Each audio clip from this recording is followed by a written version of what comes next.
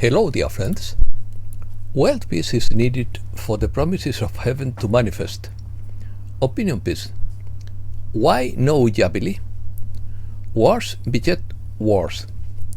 The Jubilee needs peace because there are 22 wars. Africa is bleeding to death.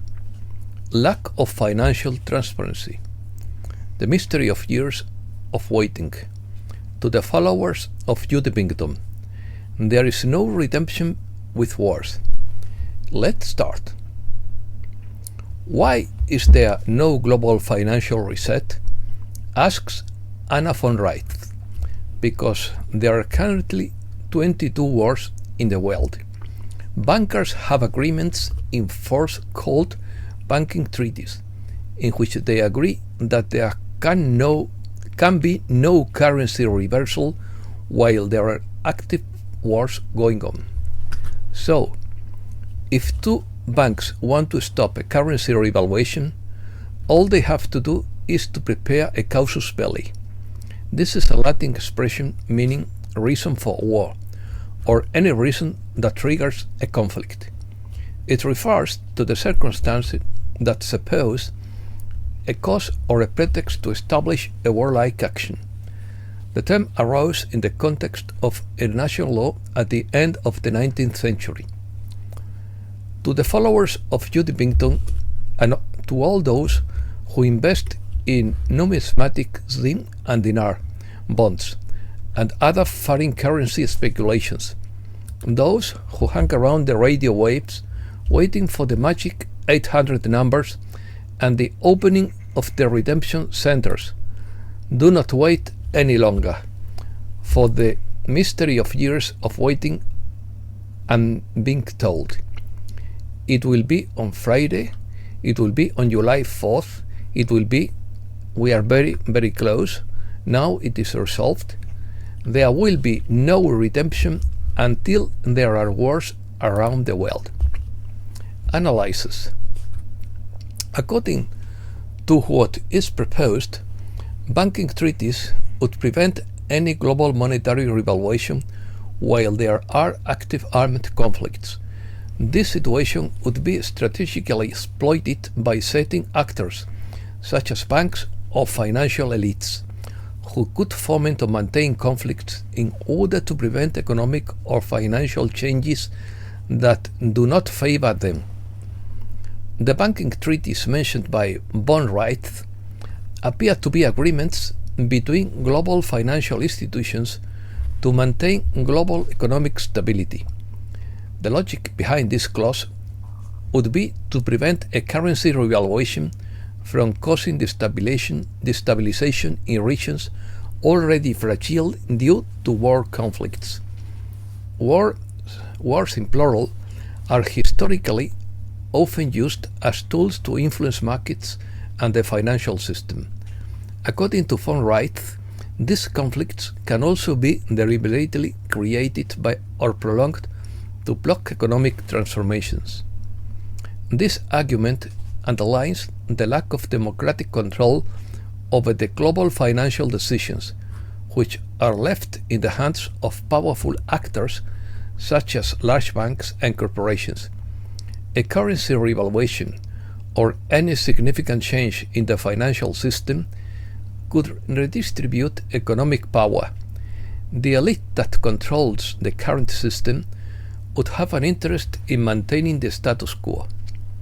Historically, there have been efforts at international monetary cooperation to prevent exchange rate manipulations and promote economic stability. The International Monetary Fund was established in part to prevent competitive devaluations and promote stability in exchange rates, but it has been heavily criticized for perhaps being straying from its founding objectives. Insanity. If logic prevails, there are between 2 and 44 banks or banking associations that prevent a currency revaluation. All they need is a lot of money to stop any currency revaluation.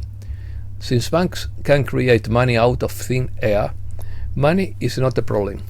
Therefore, unless we prevent them from funding wars for profit, there would never be a redemption. There are 22 wars going on right now, although only 2 of them, those in Ukraine and Israel, are reported in the media. Africa is bleeding to death as former colonial powers try to continue to control African resources. More than 600,000 people have been reported dead in Ethiopia alone. If you ever feel worthless, remember that it took 20 years, trillions of dollars, and 4 presidents to replace the Taliban with the Taliban, says Norman Finkelstein. Wars beget wars, like rabbit beget rabbits. The trauma of every war breeds revenge, and while everyone dreams of their side winning a crushing victory over everyone else, we all lose. Even the winners of wars actually lose. The only people who gain anything from a war are those who organize, promote, and finance it. Ordinary people always lose and pay the debts of any war, and that is if they are lucky enough to escape with their lives. These facts are never taught in public schools, no matter how much they try to avoid that fact and hide their actions with patriotism, glory, and bravery. The survivors will hate the attackers with all their hearts and all their lives, and will teach the same to their children, so that these wars, once started, are perpetuated through a vicious cycle of revenge. If we fired those responsible for promoting wars and profiting from them, the wars would stop immediately. If we taught our children to be wiser, the wars would stop. Let us ask the famous question: who benefits? Breaking news. Proposed ban on geoengineering in Shasta County, California.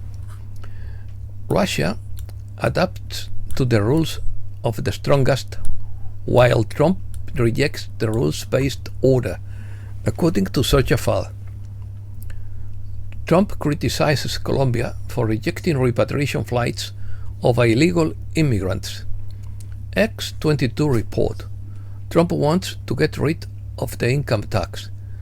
The next phase will be to discuss why we don't need the Fed. The golden age is coming.